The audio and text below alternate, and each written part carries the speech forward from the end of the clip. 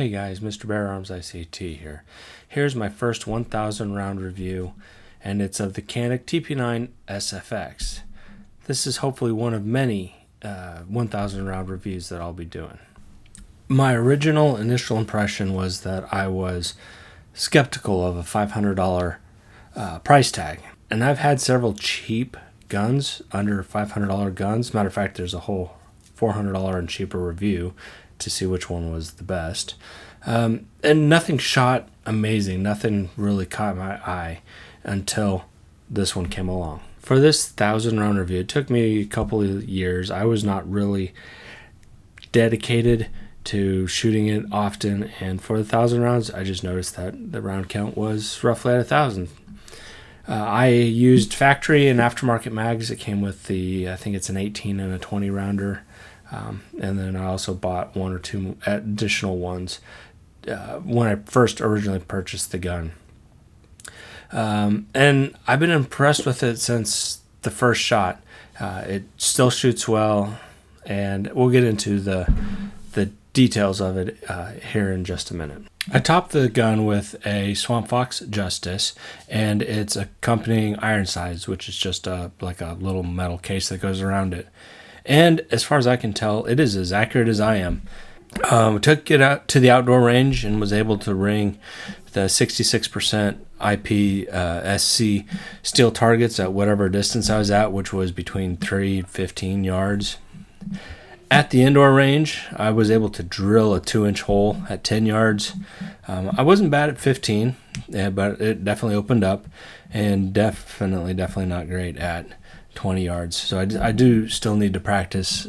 This gun has been super reliable, and I have not cleaned it as much as I probably could have, maybe 2 or 3 times over the course of these past 1,000 rounds, but I've still not had any failure to feeds or failure to ejects.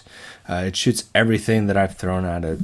Every brand: Winchester, Federal, S&B, Freedom Munitions, Capital City, New, Remand, 115 grain, 124, 147 grain, everything in between, round nose, hollow points, everything, even synthetic stuff, and it has not failed me yet. Every time I pull the trigger, the round goes boom, and it shoots as it was this day I pulled it out of the case. It is heavy. It weighs about 2 pounds empty, but it does help. That weight does help mitigate recoil. It feels good in my hands. The grip is the right size. It's got plenty of texture. Its slide is easy to operate. My initial complaint was how large the mag release was, and that I kept hitting it and dropping the mag during shooting sessions, but this didn't bother me this time. Didn't have any accidental mag releases the last couple of trips.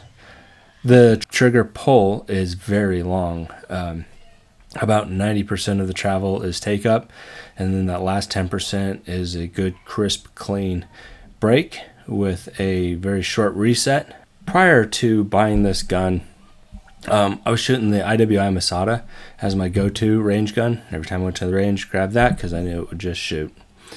But once I bought the Canik and shot it, the Masada was put up for the most part. I've been shooting the Canik when I'm not doing other reviews. That is kind of the one that I go to. I know, sacrilege here. I've been trying to thin my collection out to make room for more, but I just can't bring myself to sell the Canik. I would like to shoot the TTI and Canik collaboration gun that they did, the Combat, I believe, and compare it side by side to the SFX. We'll have to see if that's in the cards. I'm definitely going to wait for the craze to calm down before I actually pick one up. Like I said, this gun is one of the ones that I thoroughly enjoy shooting. It definitely shoots above its $500 price point. I don't think it really compares to the Platypus, but it does shoot well. It's a great gun. It does work, and it, like I said, it shoots everything that I've thrown at it. Do you guys have one? Do you have the same experience, or have you had the same experience that I had, or has you had a different experience? Please let me know in the comments below.